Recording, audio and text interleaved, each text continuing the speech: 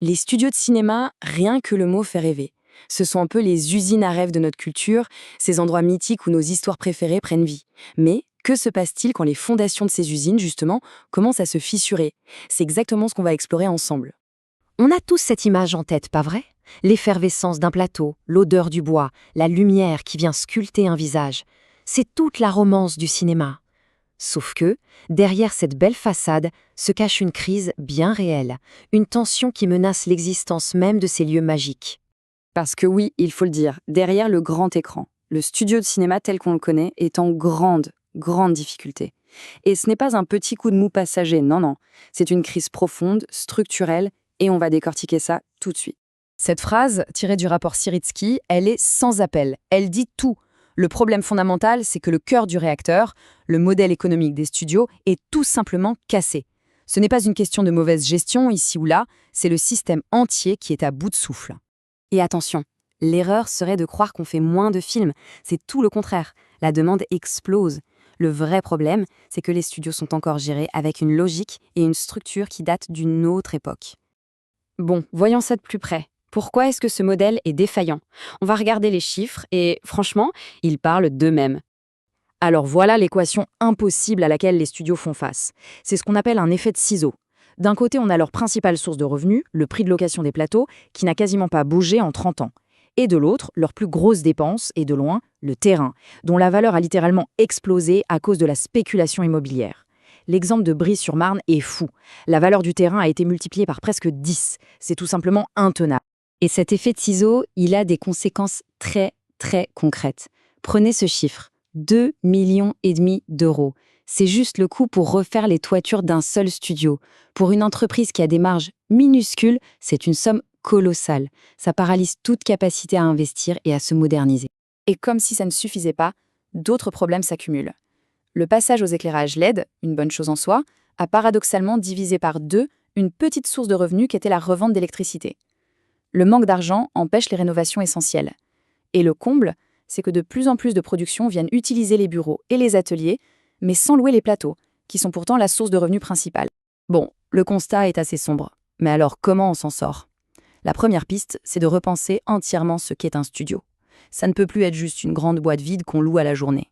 Ce ratio, il est hyper important. Pour chaque mètre carré de plateau de tournage, il en faut le double à côté pour tout le reste. Les ateliers de construction, les bureaux de production, le stockage, les loges. En fait, la vraie valeur d'un studio moderne, elle est là, dans tout cet écosystème de services. Et cette image, elle illustre ça parfaitement. La magie, elle ne se passe pas que devant la caméra. Elle naît ici, dans ces ateliers qui bourdonnent d'activité, là où les menuisiers, les peintres, les costumiers transforment des idées en réalité. C'est ça, le vrai cœur d'un studio qui fonctionne. Et cet écosystème peut devenir encore plus malin. Comment? En adoptant l'économie circulaire. L'idée est simple. On arrête de tout jeter après chaque tournage. On conçoit des décors pour pouvoir les démonter, on crée des sortes de bibliothèques, de portes, de fenêtres, de murs, et on apprend à transformer un décor pour qu'il puisse servir à plusieurs scènes. C'est bien plus économique et évidemment beaucoup plus écologique. Allez, on passe à la deuxième grande transformation. Et cette fois, elle est technologique. Parce que la façon même de créer les décors de cinéma est en train de vivre une révolution. Regardez bien cette comparaison. D'un côté, le bon vieux fond vert. On connaît, mais pour les acteurs, c'est jouer dans le vide. De l'autre, un décor virtuel projeté sur d'immenses écrans LED. Là, toute l'équipe est plongée dans l'univers du film. Le saut qualitatif est juste immense. Cette technologie, ça a un nom, la production virtuelle. Pour faire simple, on prend la puissance des moteurs de jeux vidéo les plus modernes et on l'amène sur un plateau de tournage pour créer des décors numériques en temps réel. Des décors dans lesquels les acteurs peuvent vraiment évoluer. Les avantages sont incroyables. Les acteurs voient le décor, donc ils jouent mieux. La lumière est parfaitement naturelle et on peut économiser des fortunes en évitant de déplacer toute une équipe à l'autre bout du monde. Le mais, car il y en a un, c'est que ça représente un défi énorme. L'installation peut coûter jusqu'à 10 millions d'euros. C'est très complexe techniquement et surtout les murs d'écran pèsent plusieurs tonnes. Il faut que le bâtiment puisse les supporter. Ok, donc si on rassemble toutes les pièces du puzzle, la crise économique, le besoin de plus de services et la révolution technologique, à quoi ressemble le studio du futur? Quel est le plan? Eh bien, il y a une analogie qui est géniale pour comprendre ça. Pour survivre, le studio doit arrêter de se voir comme un entrepôt qu'on loue et commencer à penser comme un hôtel. Ce modèle hôtelier, c'est vraiment inspirant. Ça veut dire proposer différentes gammes de services, comme un hôtel 3 ou 5 étoiles. Ça veut dire adapter ses prix à la qualité de ce qu'on offre. Et surtout, ça veut dire se concentrer sur l'expérience globale de la production. On ne vend plus des murs vides, on vend une solution clé en main.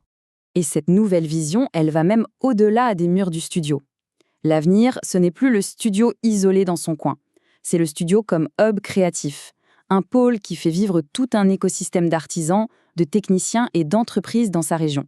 Le studio devient le cœur battant de ce réseau. Donc pour résumer, le plan d'action, il est clair. Il faut trouver de nouveaux moyens de financement.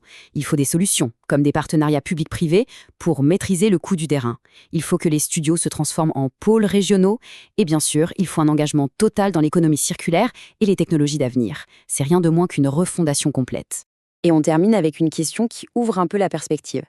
Parce qu'au-delà de l'économie et de la technique, est-ce que cette transformation ne va pas aussi changer les films eux-mêmes ?